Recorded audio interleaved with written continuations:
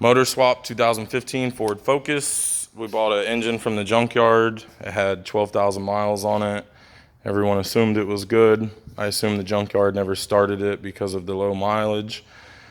We got the vehicle or the engine back here, put the engine into the vehicle, plugged everything up and started it up, and got excessive water into the cylinders. So we opened up the the coil packs and pulled the spark plugs, and it kept spitting water out the top side there. So the head gasket's obviously bad. So we're gonna have to pull this motor back out and swap it again. So we'll shoot a little video, show you guys how to do it.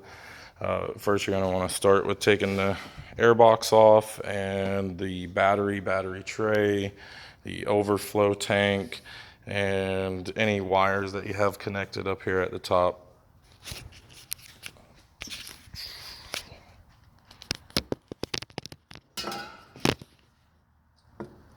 You making a YouTube video?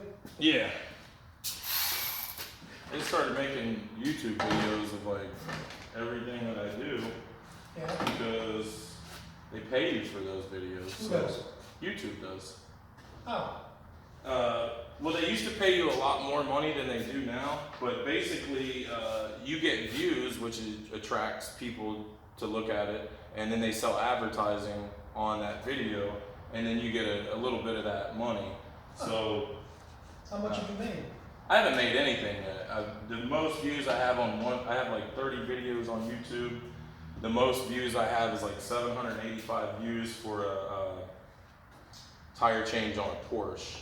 But I kind of YouTube everything now because, you know, maybe in 10 years I might have 4 million views on one of my videos, and it might pay me, you know, $500. I might need that $500 one day. So how do they pay you? You set up an account?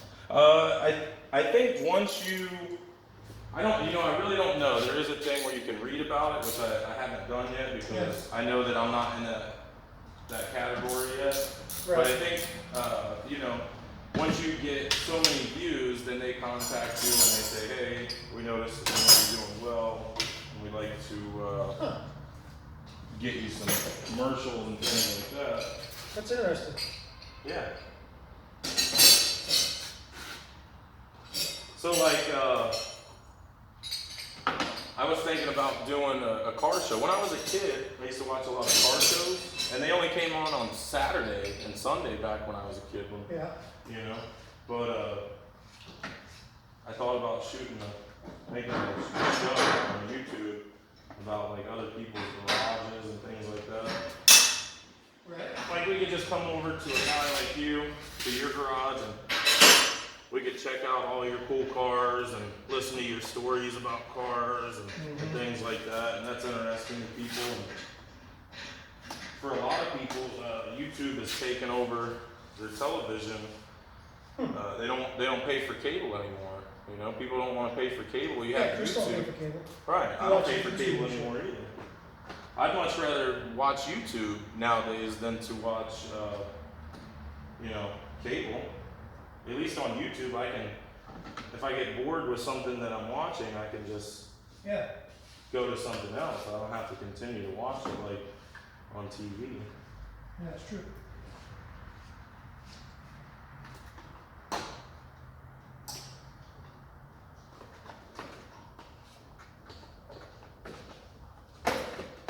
Alright, so we got the air box out pretty much now. Work on this battery, getting everything out for this battery.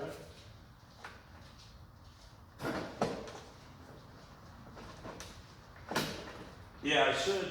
There are a lot of people that are on YouTube that have really successful shows. You know, they've got producers and camera crews and all that stuff, so they can get better angles and better videos. But sometimes they don't have every video that you're looking for. So, you know, an amateur guy like myself can shoot a video that might help somebody who's wondering how to do something the same way.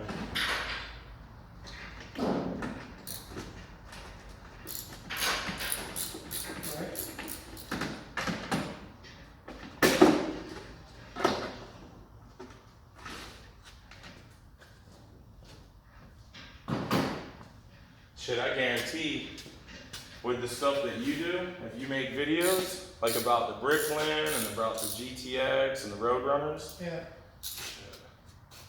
make good money. I mean, eventually.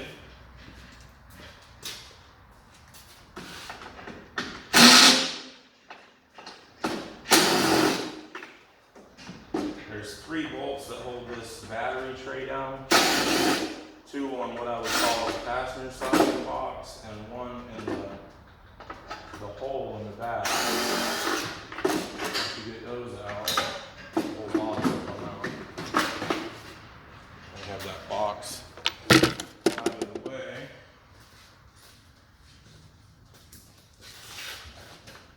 This tank out of here.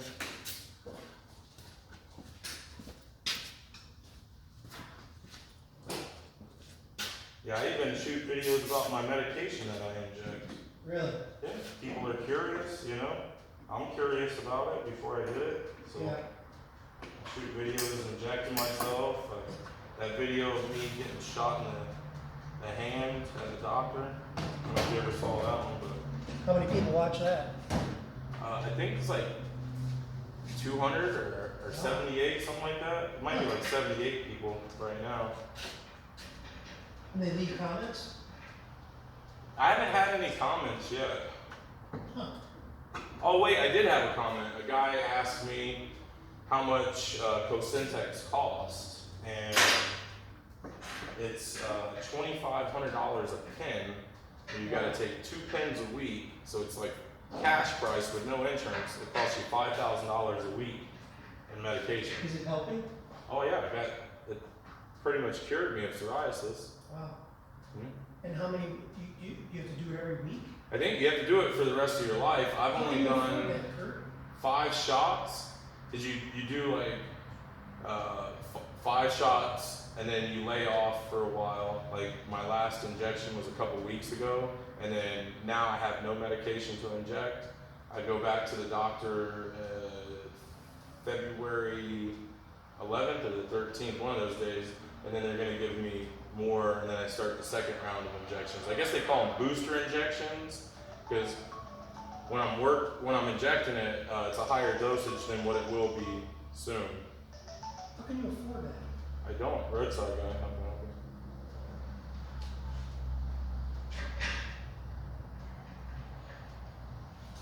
Yes, ma'am. Yes, ma'am. I'm on my way. I'll be there shortly.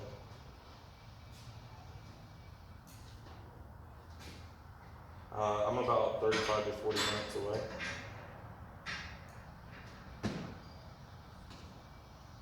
Yeah, no problem.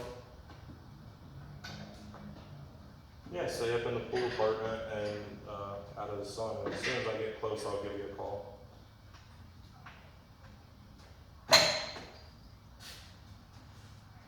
All right, you're welcome. Appreciate it. No, I can't afford it. They're giving it to me for free right now. Oh, are they? Based on the fact that I meet a criteria. Cosentex wants to basically corner the market because they have a lot of competition, and this is a new drug that's coming out for psoriasis. You got Humira, you got all these other big names that are out there, these pharmaceutical companies, and they're all fighting to get people to fall in love with their drug, right? Right. So they're gonna give it to me for free, and then eventually I'm gonna fall in love with it, and I'm gonna realize the value in it. So then I'll go out and get insurance that'll cover it, and then they'll get another client, you know, Yeah. another customer, basically.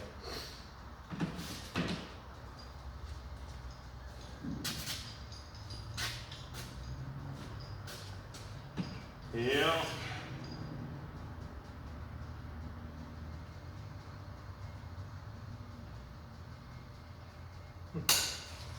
Awesome. Yeah, so I'm just disconnecting all the hoses and lines that I can get off that are gonna have to come off.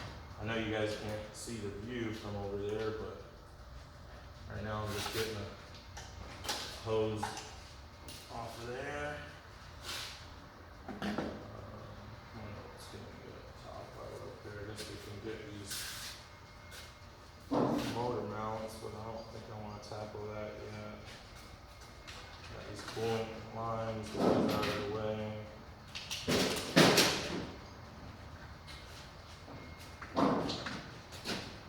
I gotta run to do a call, so I'm gonna stop the video here. I'll show you guys what I've done so far in part one. We removed the air box 8mm bolts. We removed the battery box 10mm bolts. Millimeter bolts, I guess would be the right way to say that. And then we removed the coolant tank with the coolant lines here. Next we'll go down below and start disconnecting our axles and our struts, and we'll get the K-frame off of there, and that'll be in the next video. So part one, motor swap 2015 Ford Focus standard shift motor, non-turbo. See you guys next time.